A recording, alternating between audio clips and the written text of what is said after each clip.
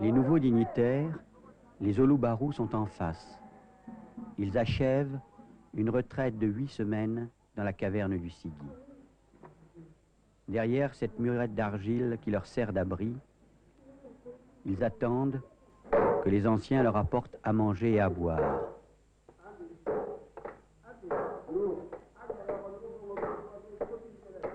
Depuis quelques jours, ils sont aidés par des servants, les kabagas, qui leur apportent la bière et la nourriture.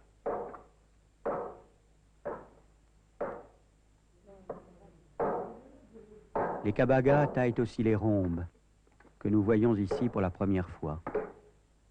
Les rhombes, cette palette de bois que les initiés au Olubaru font tourner au bout d'une corde et qui rugit comme un lion. Le rhombe, qu'à Bongo on appelle du nom même du grand masque, Iminana, car sa voix est la voix des ancêtres. Il y a 3 rhombes, le renard pâle, maître du désordre, le poisson anagono, maître de l'ordre, et Diongouserou, le premier mort. Seuls, les initiés peuvent les tourner, car ce sont eux les nanis, les répondants des premiers ancêtres immortels et du premier mort. Et c'est la dernière nuit de la retraite des nouveaux dignitaires.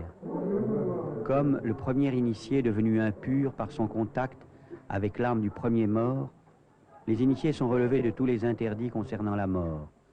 Ils sont les fils du grand masque et des ancêtres serpents immortels. Le soir, l'un d'eux tourne le rhombe du renard, circoncis, dents et larynx arrachés, et qui hurle quand le moniteur céleste le fait tourner en le tenant par la queue. Bonne brousse, tu as une belle voix, le masque pleure, tu as une grande voix, tes yeux sont de soleil, tes yeux sont de feu, tes yeux pleurent des larmes qui tombent sur ta poitrine.